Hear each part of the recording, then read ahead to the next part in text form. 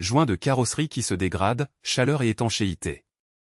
Voici comment je peux vous expliquer ce qui se passe lorsque les joints de carrosserie de votre véhicule se dégradent. C'est généralement sous l'effet conjugué du temps et de la chaleur que ces boudins de caoutchouc discrets qui serpentent autour de chaque ouverture commencent à se détériorer. Ils constituent une barrière invisible entre l'habitacle protégé et les agressions extérieures, et leur mission est de maintenir une étanchéité parfaite tout en autorisant les mouvements mécaniques nécessaires au fonctionnement des ouvrants.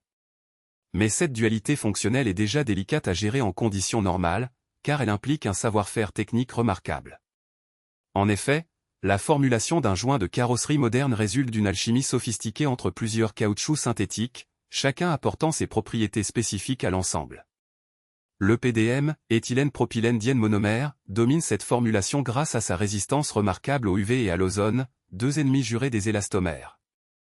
Cette matrice principale incorpore des charges renforçantes, noir de carbone, silice précipité, qui améliorent la résistance mécanique et la tenue au vieillissement.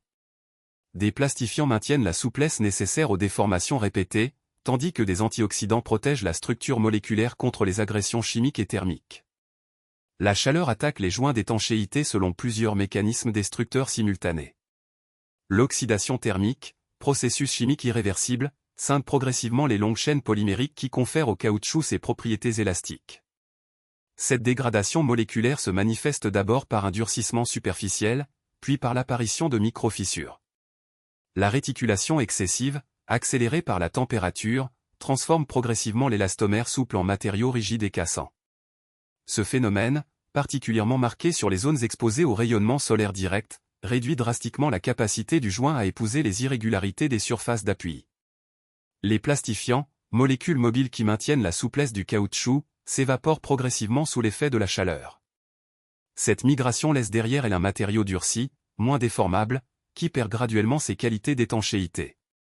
Les joints de capot et de coffre subissent les agressions thermiques les plus sévères, exposés simultanément au rayonnement solaire externe et à la chaleur dégagée par le compartiment moteur. Ces éléments, souvent négligés lors de l'entretien, vieillissent prématurément dans cet environnement hostile. Les joints de portière, particulièrement sur leur partie haute, reçoivent directement les rayons du soleil zénital. Cette exposition prolongée, amplifiée par la réflexion sur les surfaces métalliques environnantes, crée des zones de concentration thermique particulièrement agressives pour les élastomères.